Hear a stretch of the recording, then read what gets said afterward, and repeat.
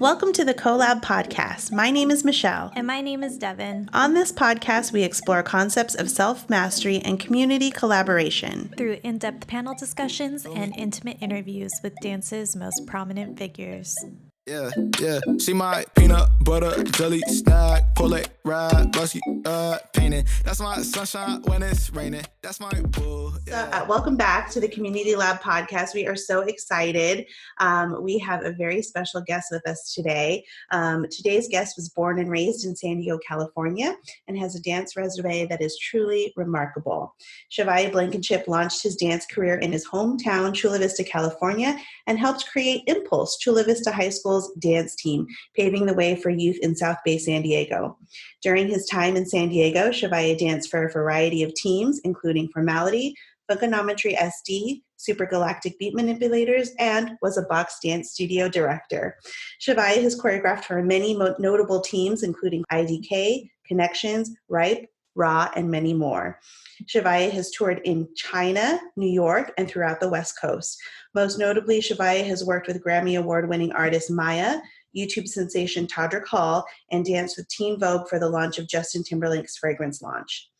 Among his professional accomplishments, Chavia was also a work study at Debbie Reynolds Dance Studio and has appeared in music videos, feature films, and ads for renowned brands such as Toyota and Taco Bell. A true professional in the industry, Chavia has worked tirelessly to build his triple threat reputation of dancer, choreographer, and actor. He describes himself as a thrill seeker and self-proclaimed donut connoisseur. When not dancing, he enjoys swimming, special effects makeup, and dreams up ways to morph into a Power Ranger. Despite his bigger-than-life resume, his fun and energetic dance style, and his staggering good looks, Chavia is the epitome of simplicity, love, and humility. Please welcome our guest today, Chavia. Thank you. Thank Yay. you so much. Thank you. Thank you so much for being here. Sorry, sisters. No, that resume was like, oh my gosh, like, wow, okay. You guys like really made me sound, yeah, well accomplished. You are well accomplished. That's all you. And I mean, Devin and I always talk about this. We have so much fun when we're actually doing our research. And we've said this to a lot of our guests. We know you on a personal level. And so, all that stuff about, being loving and humble. I mean, that's what we know about you. But when we're actually doing the research and we're digging into your resume and we're seeing this like long list of accomplishments, it kind of just blows us away. And that's probably like the favorite part of doing this podcast is seeing all of those amazing accomplishments and being like, whoa. Yeah. We didn't know all those cool things about you. Yeah. It's super lucky to know you. It's crazy to think that like that's all happened in my opinion, it feels like such a short time span. But it's been over 20 years or about 20 years worth of dancing. Yeah. That's incredible. That's incredible. Well, and I mean, let's start from the beginning. So, yeah. I mean, you were born and raised in San Diego, California, and you got your start by helping create and sort of pave and pioneer the way for junior dance teams, because Impulse was kind of the first of its kind, in South Bay, and then it, started to pick up, and you started to see junior dance teams sprout all over San Diego County and beyond. But let's talk a little bit about what inspired you and how you got into that. So going way back, my mom actually used to teach us like fun little routines when we were younger to get us to do talent shows. And I never had the courage to go up and perform. Like she would work tirelessly to like teach us these little routines, me and Julian, and come showtime, it's like, I don't want to do it. And then I would back out, and Julian actually got started first with like performing and being on the stage and doing all that. So that's where it kind of started. And then, once I got into high school, it's crazy. It almost seemed like it was just like a small little interaction with me and the dance teacher where he approached me and was like, you look like a dancer. Do you want to dance? And I was like, well, sure. And went for it. And then that was it. And Impulse was actually YBS, which was Young Black Scholars before. YBS was an organization at Chula Vista High School. And so they had a hip hop dance team there first. And then the following year, it transitioned into Impulse after we had to switch the dance teachers. And then it just took off from there. A lot of the inspiration came from like my friends in the community outside of my high school, like in my neighborhood. And it was like the height of air bands. Air bands was, holy moly. For those that don't know what air bands is, it's like the best opportunity to play out any movie, any scene, anything, and it be 5 minutes, 10 minutes, and you are just like living your fantasy, having so much fun. And I think that's what did it for me, was just realizing like, oh, like I could do this and it's fun, and it's my peers are enjoying it. And it was such a cool opportunity that the high school itself, being an arts high school, encouraged all of their students to pursue their passion with the arts. And it just snowballed after that. And then got interested in like joining like the collegiate teams, like Formality and later on other teams. But it started there. That's awesome.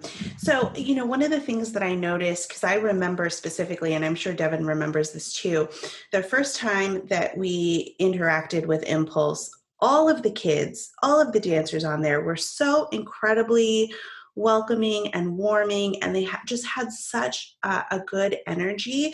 And I think that says a lot about the guidance that they've had from you and other leaders, because, a lot of times when you're on a dance team, you just expect to dance, right? And learn choreography and get on a stage and perform.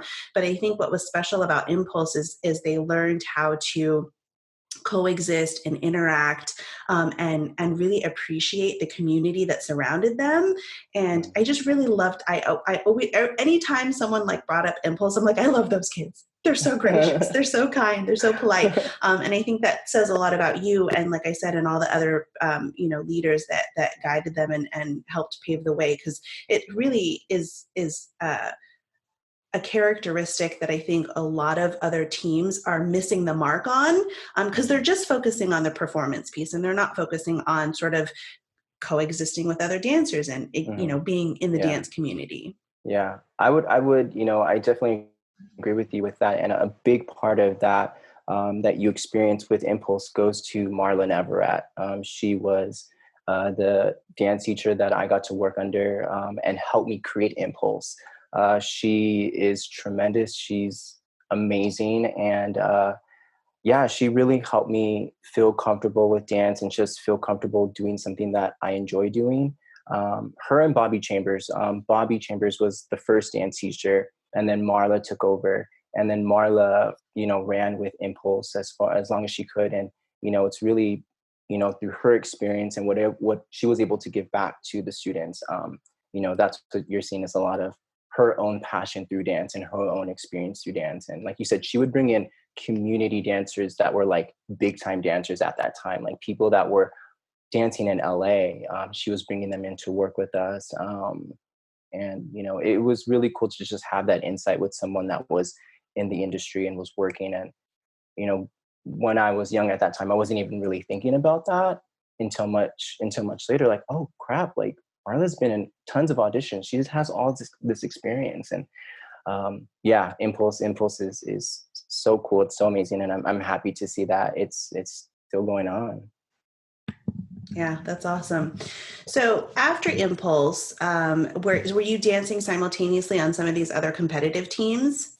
Oh, I was doing a lot. Or did that happen later? You were doing a lot. I was doing so much. Oh man, I was like on Impulse. I think I might have been on Formality or on another team prior to Formality called Access, and also swimming, also working. Like I don't know how I had the time to do all that. But after Impulse, it was the collegiate teams like Formality that I was on, and what was after that? Culture Shock for a little bit, and then Funk SD. Mm-hmm. Yeah. And how was your experience being on those teams, in comparison to running a team, right? Because it's a very different experience. Oh, yeah. Some of that carries over, but it's different to be, someone who's learning versus someone who's actually directing?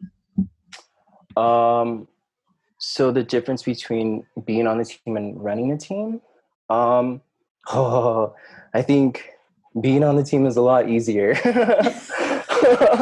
Just knowing you have to show up to rehearsal, do your part, that's it. Easy peasy. Yeah, it's easy, it's fun, it's also challenging at the same time. But running a team, I mean, you guys obviously know the amount of work that goes into it behind the scenes, and that's what a lot of people don't see and don't not understand, but just like really don't grasp, is that, you know, sometimes choreography just doesn't come to you like that. Sometimes the song idea just doesn't come to you like that. And even working with other individuals, it isn't so easy all the time. And yeah, I think they both have their challenges. I think they both do their part to propel any dancer in finding what they want to do. If they want to continue and, you know, be a dancer and be that team leader, or if they want to level up and see if they can handle, you know, choreographing and being a director, you know, whatever that team's name for it is.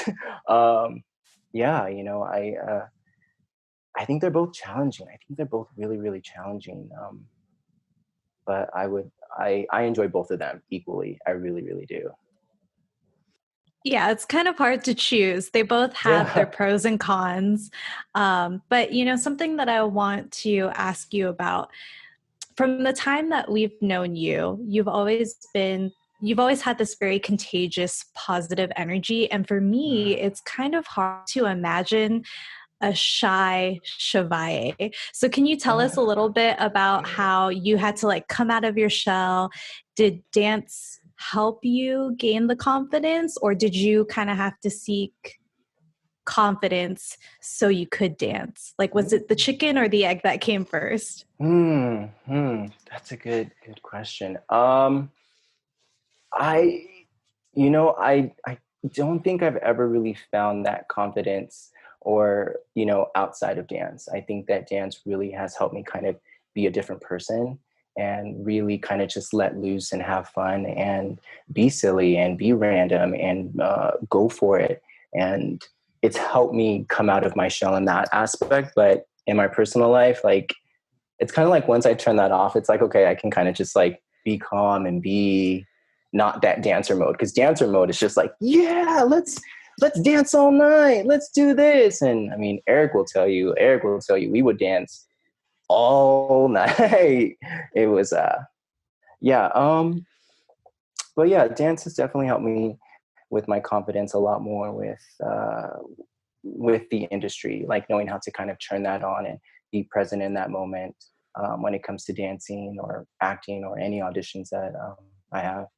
Do you find that comes naturally now that you've had practice of turning it on and off? Because I would imagine as someone that doesn't know how to find the balance, that could be quite exhausting, right?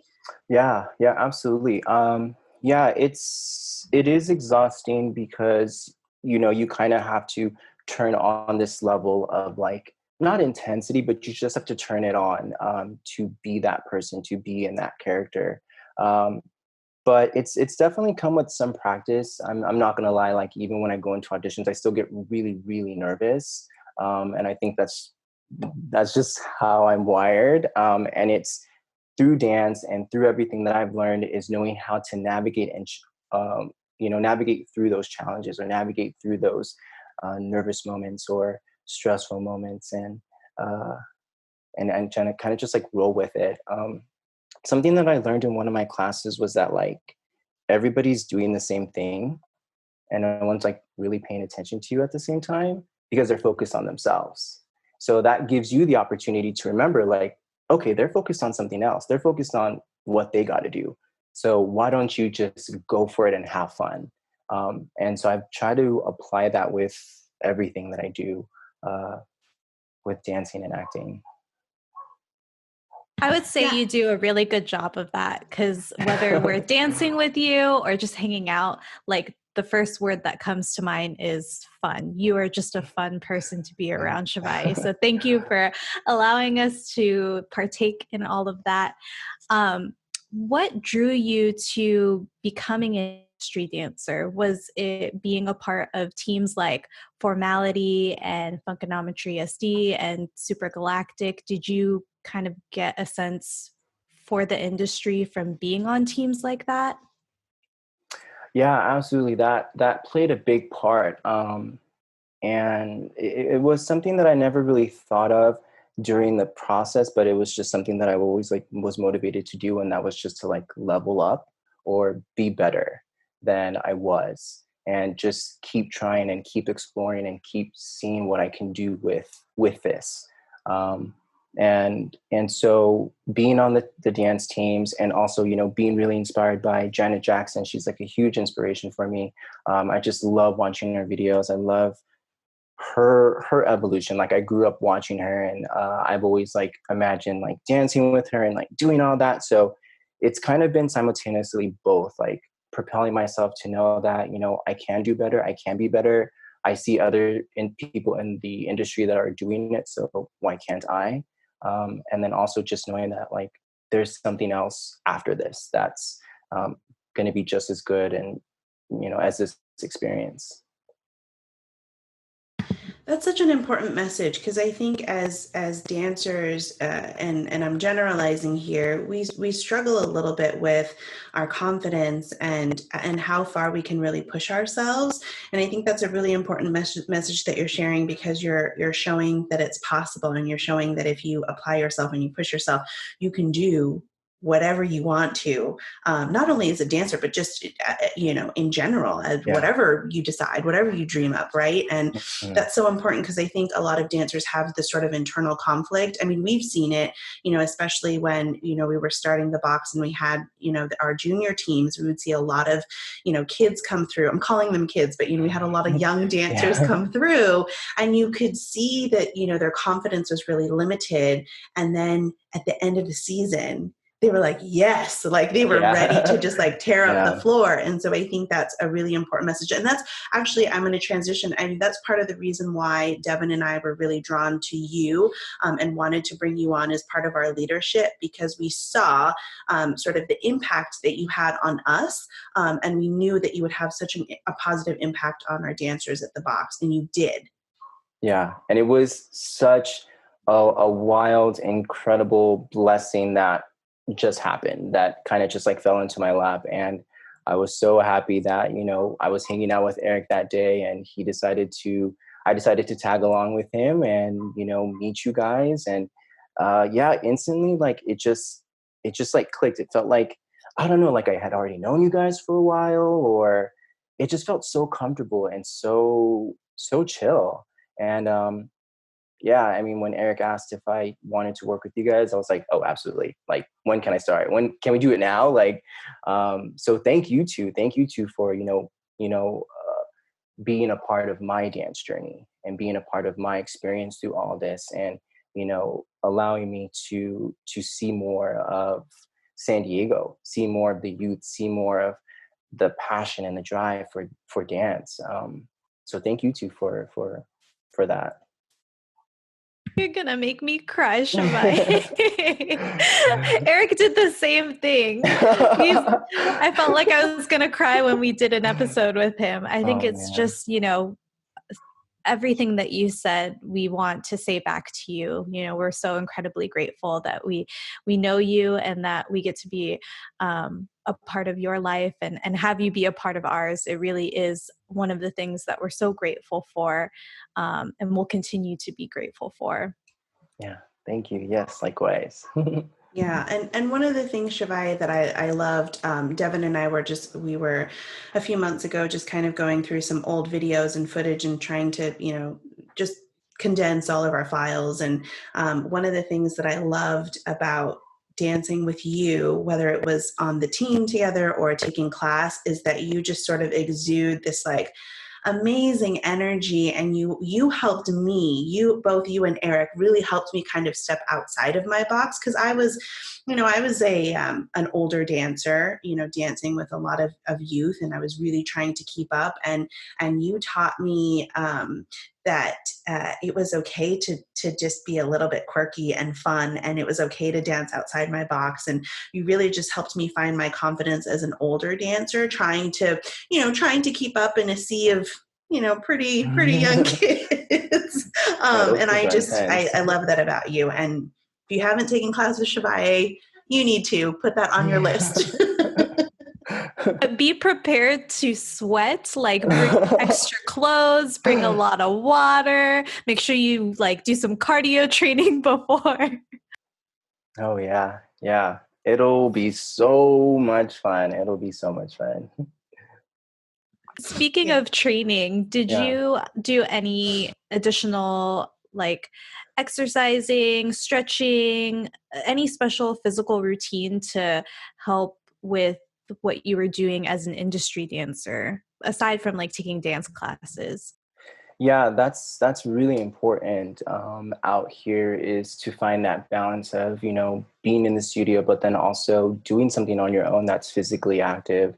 And what I was doing, I was, working out as much as I could, and trying to stay physically fit and physically active. And, and another component of that is, you kind of have to you have to be presentable. You have to be ready to go.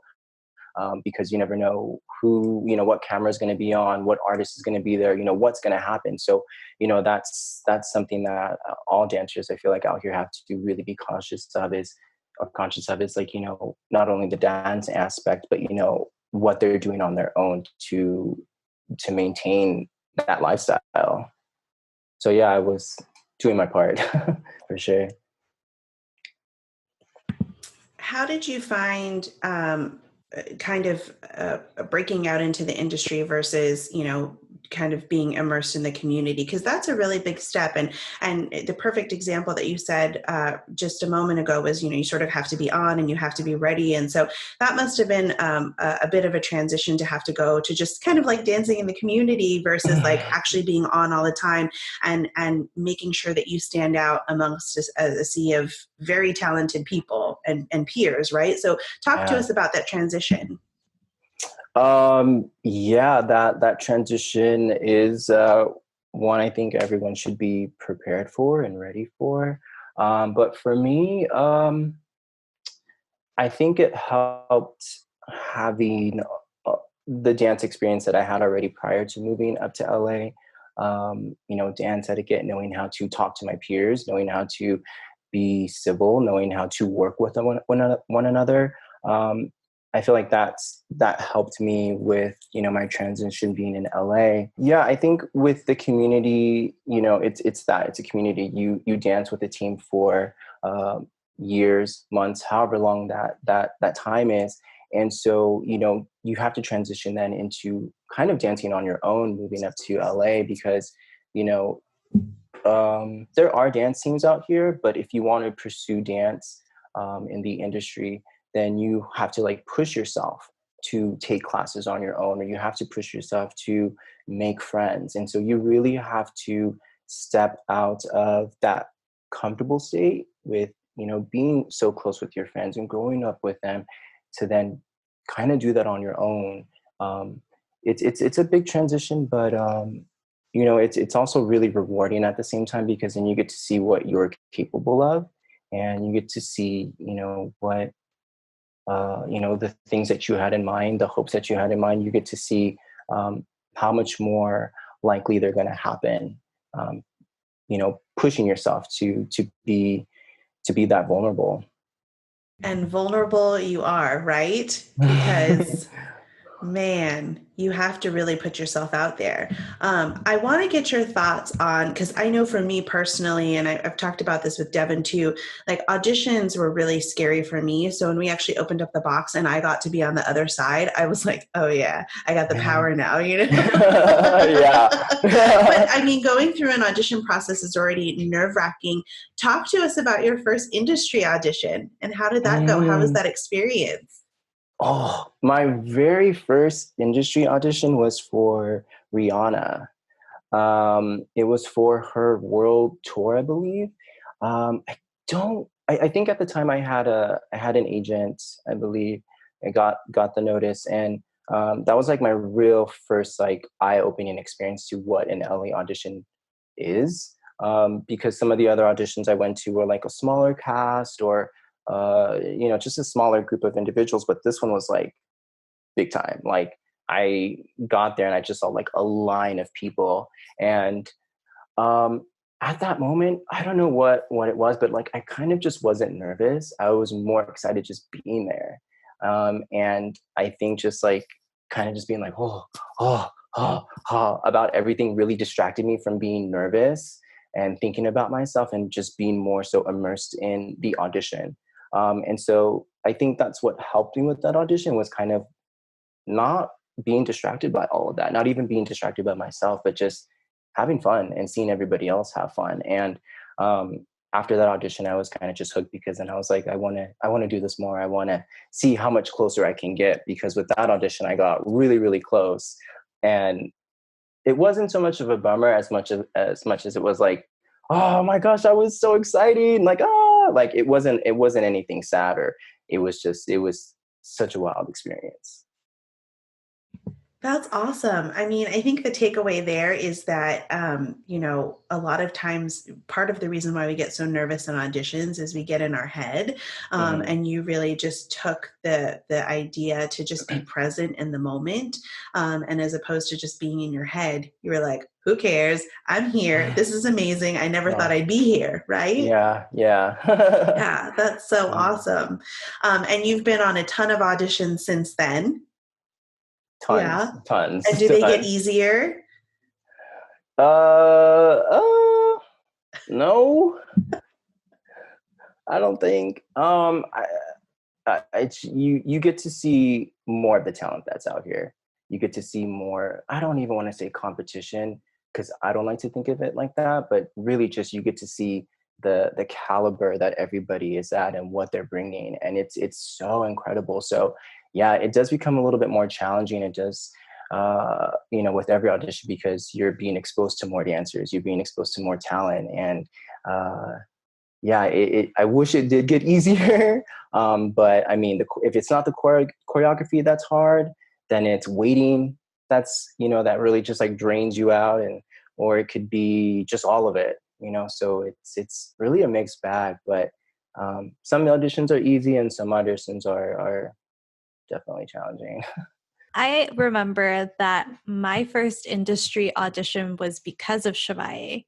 I don't know if you remember that, but you invited me and a couple of other box dancers to a block agency audition. One of those, yeah. I think, yeah. And I didn't really know what to expect, so I showed up like in just regular dance clothes, like my sweats and a flannel. And when I walked in, like all the girls done up head to toe, all the guys done up head to toe.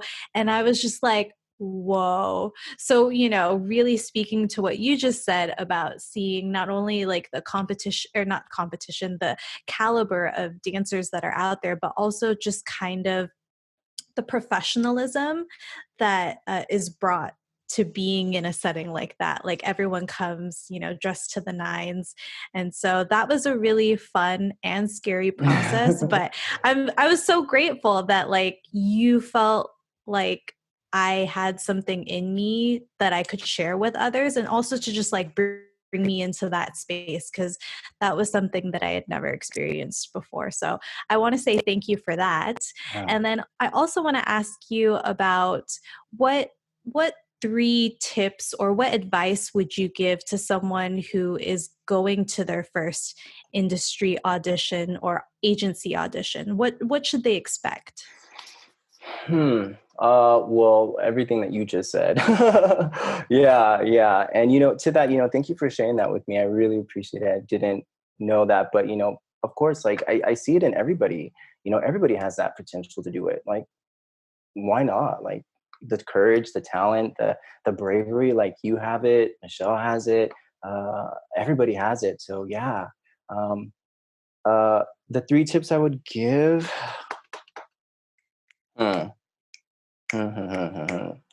Outside of the obvious, which is like, have your headshot and resume. I think that's like a golden rule. Just have one or two ready in your bag. But a tip I would suggest is to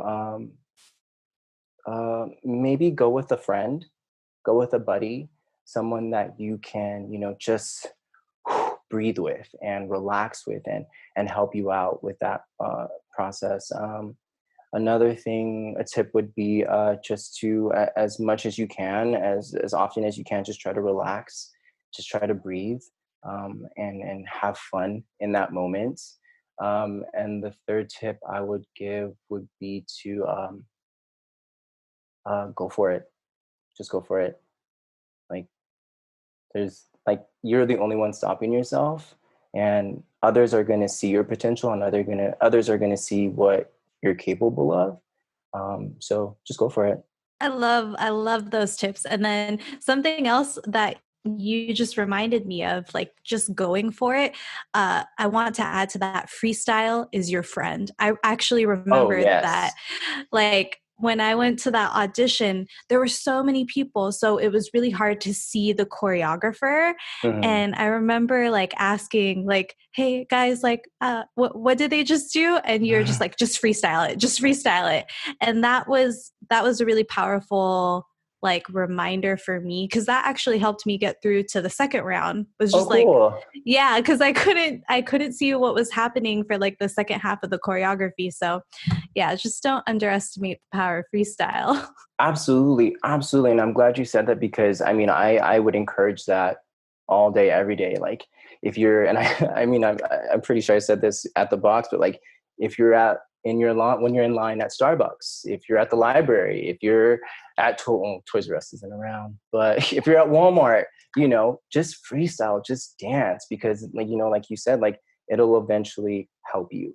And in those moments when, I mean, you can't focus on anything and everything's kind of just like, freestyle is your best friend, and freestyle, can get you to the next round. Because I mean, again, that's you showing what you can do. Does it ever get, and I'm sure it does, I feel like this is an obvious question, but I want to know your opinion. Does it ever get exhausting, or do you ever find that you have self-doubt going to these auditions and, being around all of this talent? I mean, how does that impact kind of your emotions and your mental state? Yeah, absolutely. That's definitely something that comes with the industry. Is you'll hear everybody say it: actors, dancers, singers, anybody pursuing anything out here. You'll hear a lot of no's before you hear yeses, and so you kind of just have to go back to those thoughts that I'm having fun, and that's all that matters. And eventually someone will say yes, and you kind of just keep pushing and you keep going for it. And what I found to help me in those situations is to find something else to do outside of dance, that you would feel confident in, regardless of what someone else has to say. And even if it is dance, just do more of that. But during all those moments, when I do hear a lot of no's, it's a lot of reflecting, talking to Eric probably a lot about my experiences, other dance friends. Talking through those emotions with peers really helps, and finding something else that keeps you active and keeps you, in good spirits is also something else that can help. Awesome. I love that. I love that you so quickly shift from, saying, yes, I have self-doubt, but just remember to have fun and just remember to do this. And that's just one of the things that I love about you, Chavia. And you've always been like this. You've always just really just seen the light, and really, like, you're so quick to shift to positivity. And I think that's super important, especially someone that's in industry. I mean, I personally haven't been in it, but I can imagine that it can be emotionally and physically and mentally draining. But to have the mentality that you have, I think is really it's really what helps you survive. And it's just one of the things that I love about you. Thanks. We need more Chavia in our lives. We have to clone you. I agree. Once they come out with that technology. It might be like, if you guys watch Rick and Morty, it might be like the Mr. Meeseeks box. It might be like that. It's like, too many. I love Rick and Morty. My husband gosh. and I love that show. It's so good. Are you caught up with the latest season? No, we were trying to look it up on Hulu, but I think right now you can only get it on Adult Swim, right? Yeah, I think so. Yeah. Yeah. So it's funny. It's really good. It's such a good so show. Good. Yeah. So good. Chavia, talk to us a little bit about how you made the transition from, and it's probably a natural progression, but talk to us a little bit how you went from dancer to pursuing acting. It was kind of just like happened, with you being in the industry, or with me being in the industry. I got to meet more people, got to explore more of the industry. And I had a friend, someone that I was working with, she's a writer. We worked together for a really long time, and she was telling me about this show she was writing, and she was like, I think you'd be a good fit. Why don't you give it a shot? And we practiced lines together. I read some of the lines, and she's like, okay, cool, that works. I was like, really? She's like, yeah. And then it kind of just happened, like that. But I really do believe and feel that, dance really helped me find that confidence to kind of switch gears and be adaptable, and know how to kind of just, go with it. And so, that transition was it was kind of, a little natural, because it was kind of just like being at the right place at the right time. But just like dancing, what I've been trying to do with acting too is, train more, do my research and do my homework. But yeah, it's been a lot of fun exploring acting. Can you tell us a little bit about your favorite gig that you've done so far, whether it's been dancing or acting? And can you also, I don't know if you'd be at liberty to say, maybe tell us a little bit about what you're working on right now? Yeah. Ooh. Favorite moment?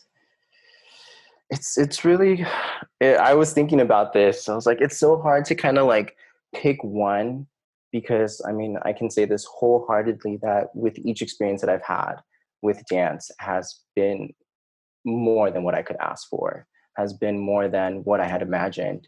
And so whether it's a music video, whether it's a commercial, or even if it is just an audition, all of those are such highlights, because for me, it lets me know that could be something else after that.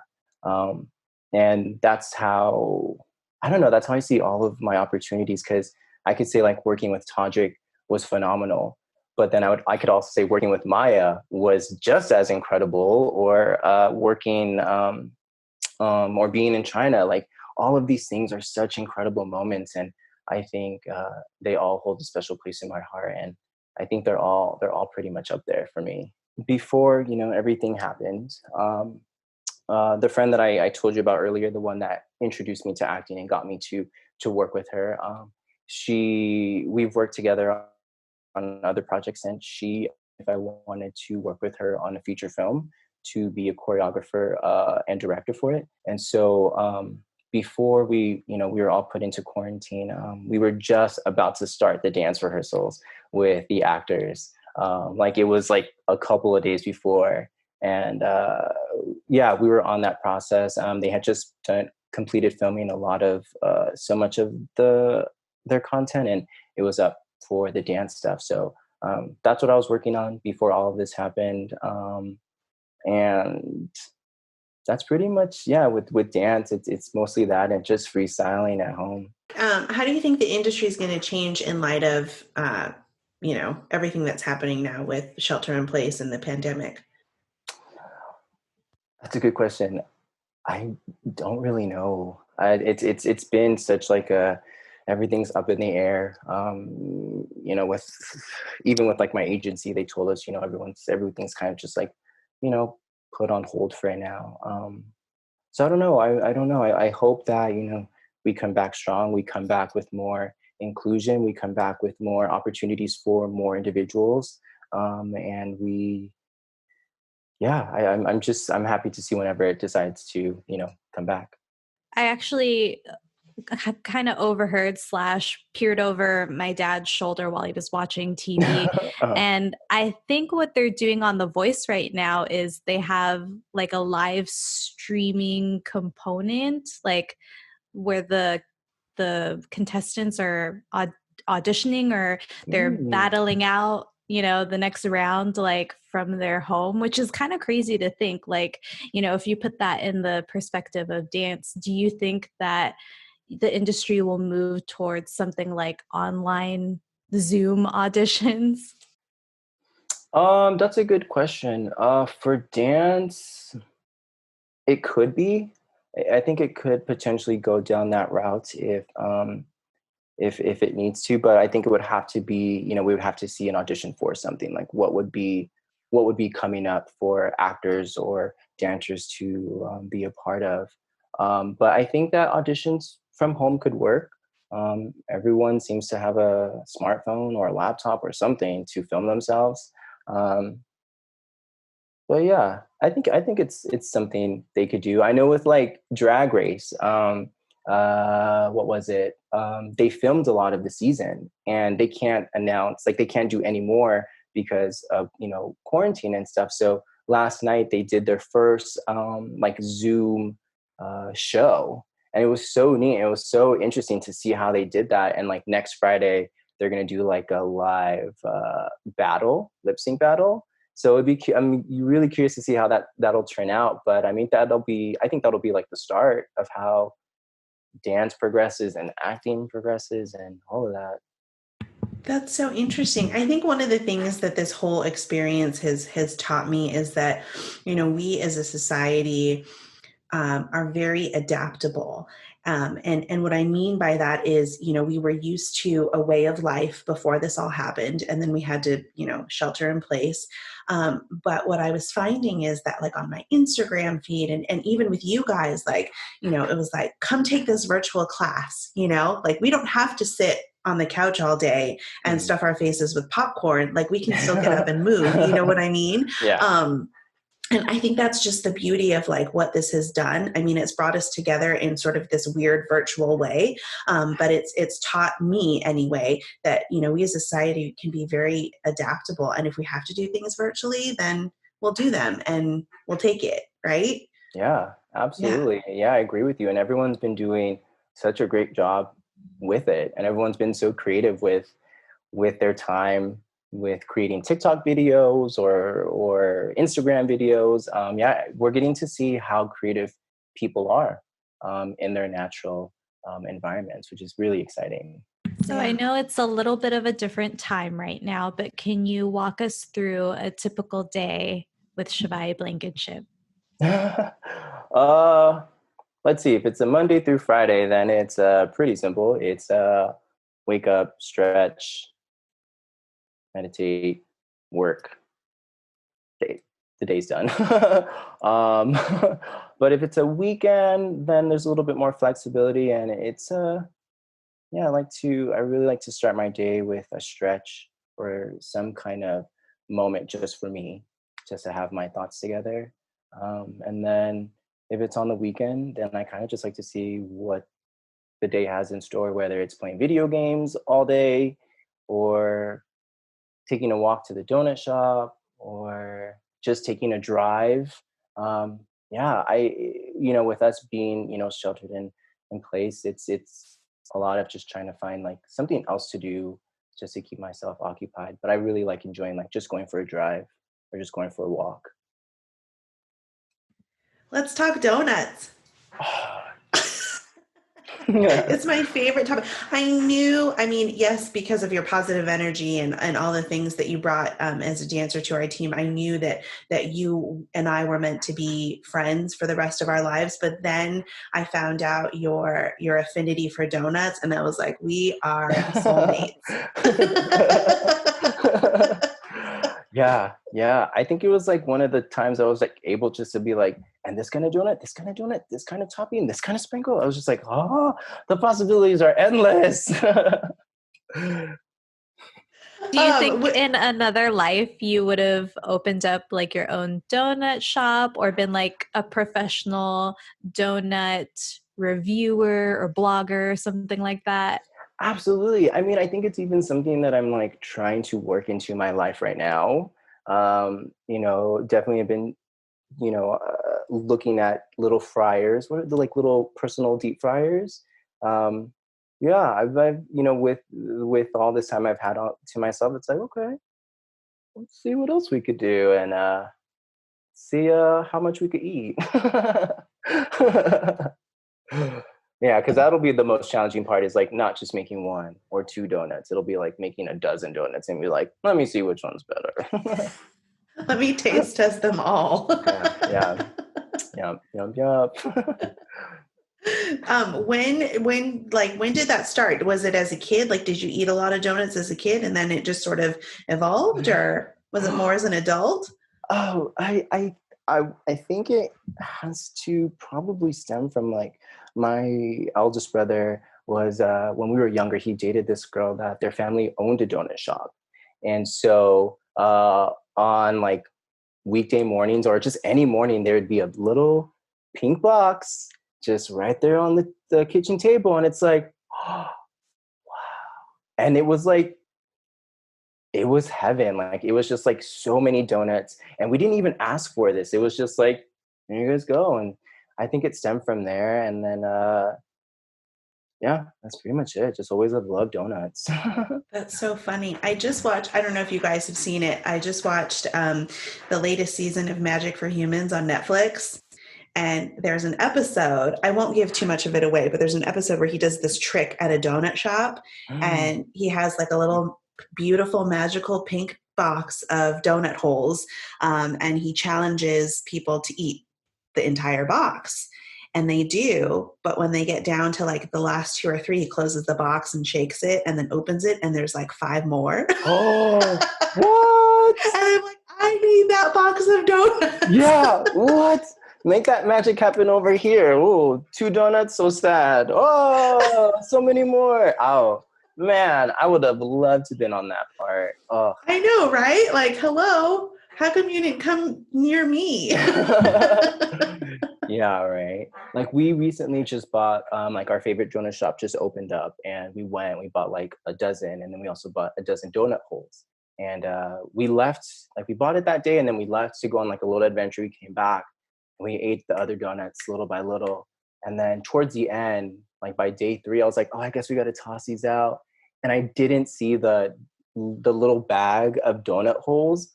I felt so bad. I was like, no, I have to throw them all away. It's such a little silly complaint, but just how much I love them.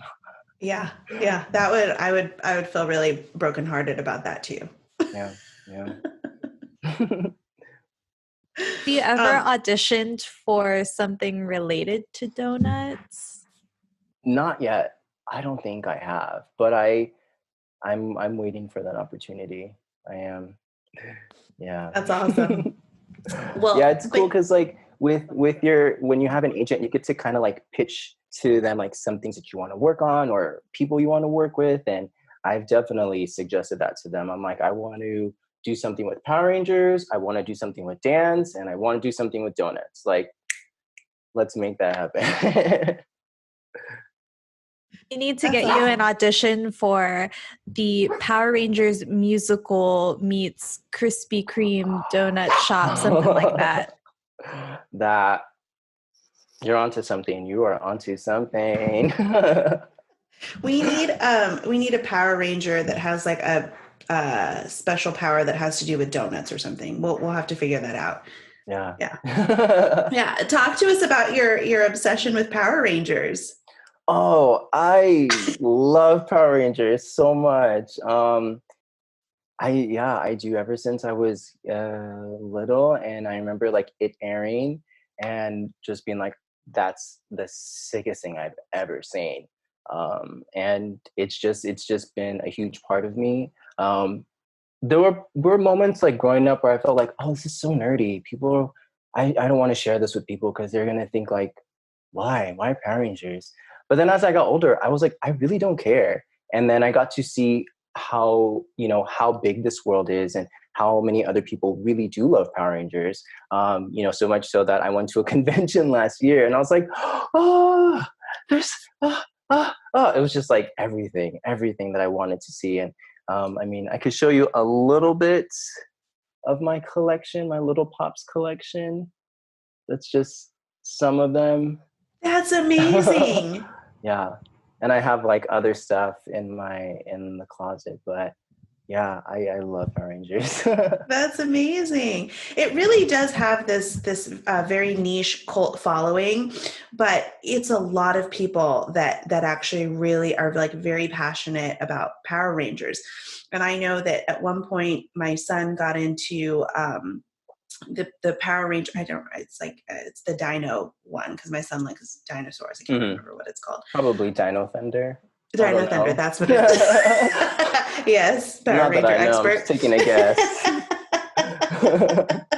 Well, and I remember I was really excited because my son really liked the theme song, and he would play it over and over in the car. And I think I even recorded a bit and like sent you an Instagram message like, look, he would be so proud. Yeah, I mean, what I really love about Power Rangers, I think, is like growing up, it was something that I saw that included different people. Everyone looked different. Everyone had different capabilities. Everyone had different powers. And it reminded me a lot of my siblings because I have 5 other siblings. And so we got to play Power Rangers. And it's like, I want to be this one. I want to be this one. And I think that's just something I've really enjoyed the most about is in all of the series of Power Rangers, you get to see like a diverse amount of individuals in the show. And so that always makes me believe like, oh, okay, I could be that. I could pursue that if I wanted to. That's awesome. That's a great way to look at it.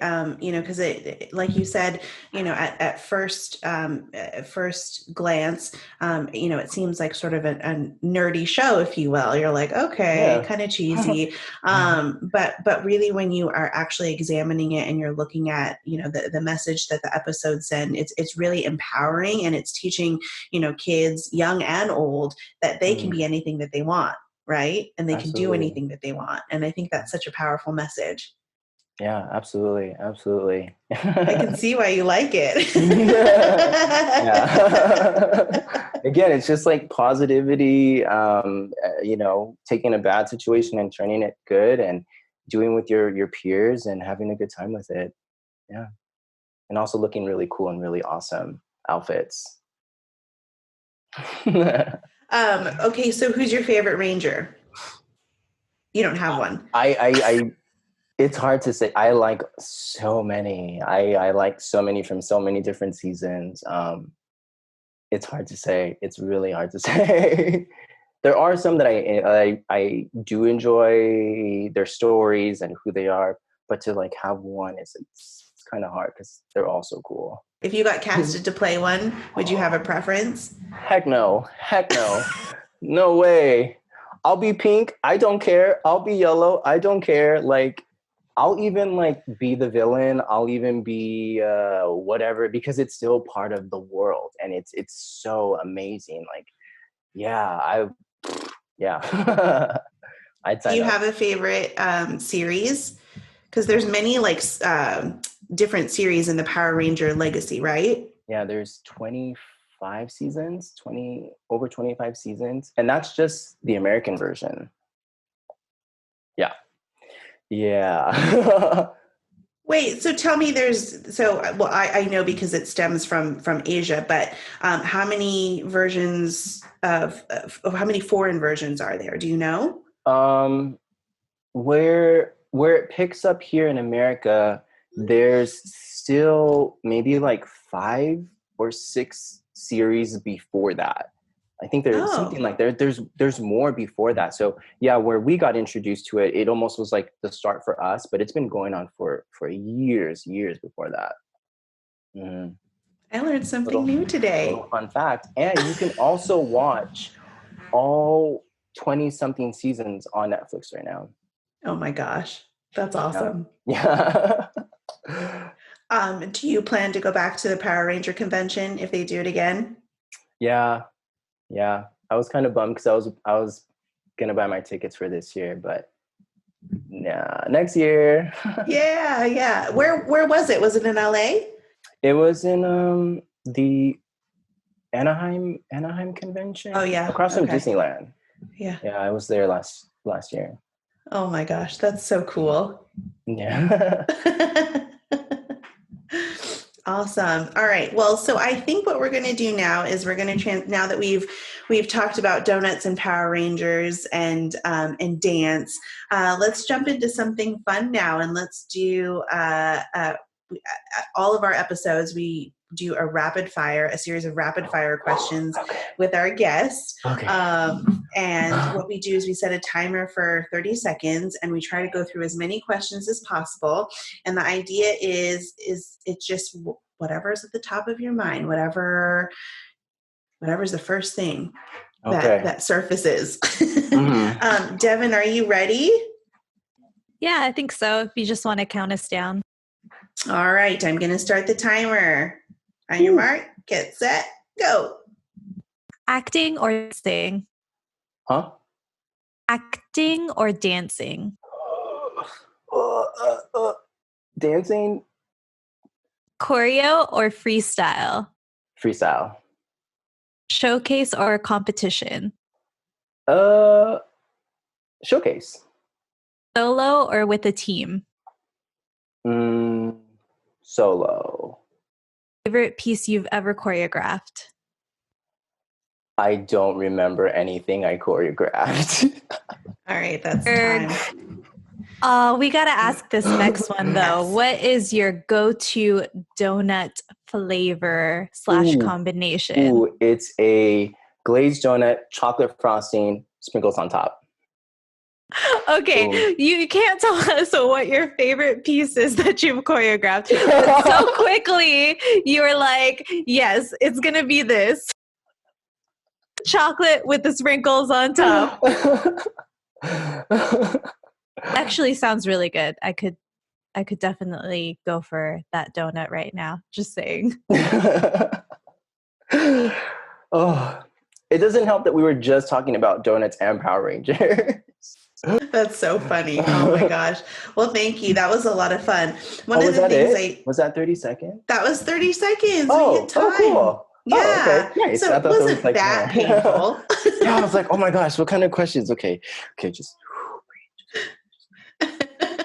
Since we're kind of, talking about like the fun stuff right now, I kind of want to go back to talking a little bit about Rick and Morty. I have to know if you could choose one of the characters to or I guess who's your favorite character? And if like you could play one of the characters, who would you pick?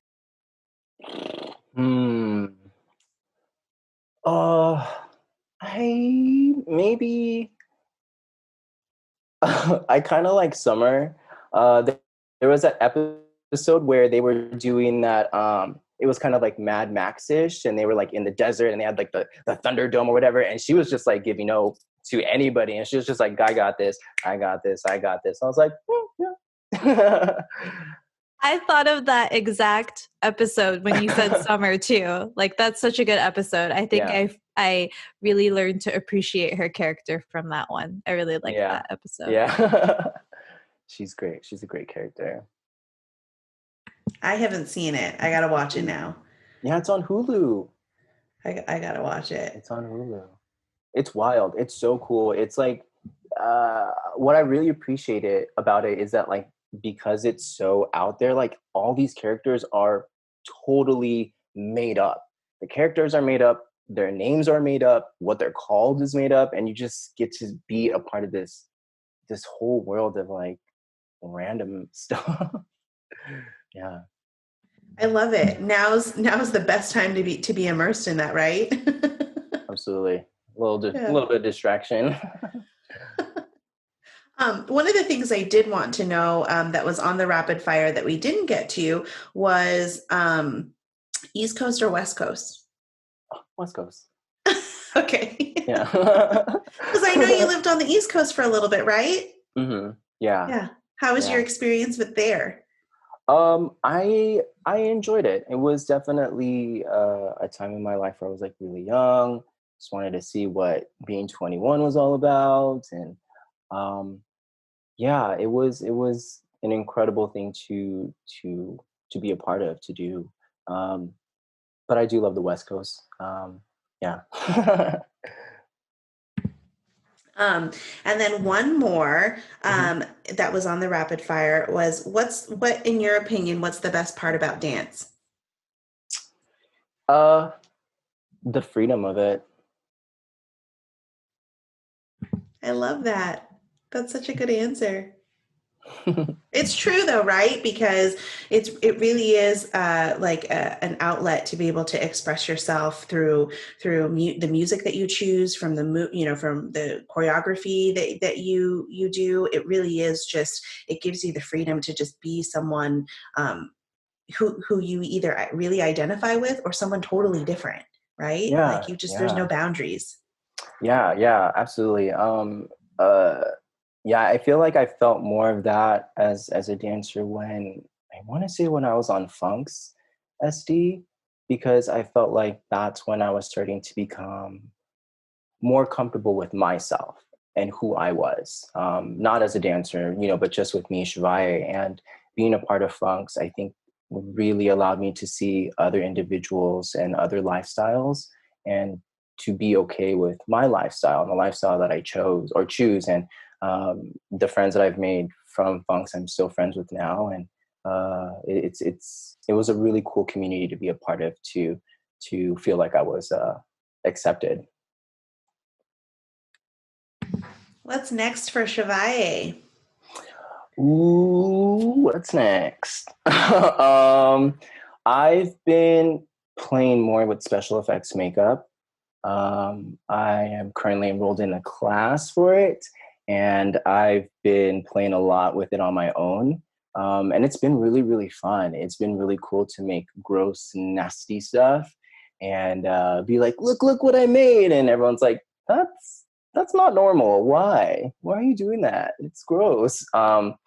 So I think that's what's next is exploring this, and another side of me that that I enjoy most is horror movies and scary things like that. And so being able to have this opportunity to dive into that has been really, really fun. I think our listeners have to know about Chevaye's famous haunted house. Like if you're in, I don't know if I'm allowed to plug it, but Yeah, yeah. and who knows what Halloween will look like this year, but if you're in the San Diego area, Yeah, just yeah. you might want to do some research on Chevaye's haunted house. He's invited us several times, but I am like the world's biggest scaredy cat. So I haven't actually gone, but I know that you guys put a ton of time and a ton of effort into putting together that haunted house. So that's really cool. I think it also shows another side of your creativity. Thanks. Yeah, it's something my parents have been doing for a while, and we kind of all just started to do with them. And it's grown from like just being the immediate family to like my nephews and nieces and their friends and other friends. And I think what helps is seeing my parents get involved in it, and see them have a lot of fun with it. Lets us get to enjoy that moment with them. And yeah, each year it keeps getting bigger and better. There was this really cool feature that my dad did. If I can talk about it really quickly, we went to Midsummer Scream, which is a Halloween convention. I think sometime last year, and it was in the summer. And there was like this. They have this really cool portion where they have like 20 mini haunts, which are like tiny haunted houses that you can go through, and they're all really different. And from one of them, my dad and I noticed one cool feature that they did was it was almost like a big balloon or something, and it was on both sides. And so as you walked in the middle, you kind of had to like really push yourself through. And it was like the weirdest thing because you couldn't see anything ahead of you. So fast forward to Halloween. I think it was like Halloween morning. My dad showed me the setup, and he showed me that he created that. because he works for the foods department or something, he was able to get like a donation of like these, it's like a huge packing peanut, like one packing peanut that's like the size of like a queen size bed. And so he put 2 of those on the side and then put a sheet over it, and he created that same illusion, and it was so cool and so effective. And yeah, another reason to go to my family's haunted house. It sounds horrifying. Yeah, you should ask Eric and ask Nino about it, because I think Eric, in one time I asked Eric to be a part of it. He's like, yeah, sure, okay. And so then I was like, okay, you're gonna be here and I'm gonna be way over there and I'll come back and check in on you. He's like, okay. Exactly. So Eric was in the dark, in a corner, by himself, with all this scary ass music playing, with no like direction in sight. And I think he said he was only there for like 15 or 20 minutes, because then when I went back in the house, him and my other friend were just chilling on the couch, and they're like, I think we're done. I think we're too scared. Oh, but just another reason why I love Eric. Oh, he's so fun. He's so much fun. That is so funny. That would probably be me and Devin. Well, and you know, I have to admit that I have used Cameron as an excuse to not go, because I'm honestly petrified. Well, if it helps, you can always, put Cameron first. Yeah, there you go. Sacrifice just a little shield, first. a little shield as you navigate through the haunted house. I love it. I don't personally like scare. Oh, still? I couldn't hear Devin. No, I couldn't. She was saying. Devin, are you on mute? Yeah, no, I was just saying you need someone in the front and in the back, because someone can like grab you from the back too. Yeah. Oh yeah. Oh yeah. Well, we like to hide everywhere, so nobody is safe. We will get you. It's so much fun. It's so much fun. Even if you guys come and you're like, hey, we're really scared, we have like a gauge on how scary to be scary in the haunted house. So like if we know like my grandparents are coming, it's like, whoop, whoop, let's turn that all the way down. Let's dial that back. Yeah. And then we'll even, like, go with your grandparents. We'll go with your grandparents. Yeah, I would like grandparent status for sure. Grandparents mode? Okay. Yeah. It's like one person throughout the whole haunted house, and then just scared by atmosphere the whole time. Well, and then you're going to have like the special effects makeup and everything. So, I mean, the scariness is going to be so elevated the next time you guys do it. Yeah. That's what I'm really, really excited for this year. If we get to do it, is to introduce that to our haunted house this year, because we haven't had that level of scare or that level of nasty grossness. So yeah, looking forward to it. I'll come. Yay! All right. I'm convinced. Yes. The cool thing is that it's totally free. Like, it's totally free. And I think last time we even give out candy for people that go through the haunted house. So it's like you get both. That's awesome.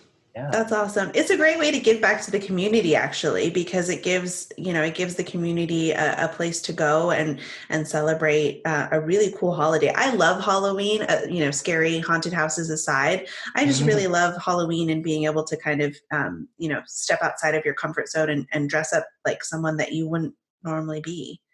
Absolutely. Yeah. Very cool.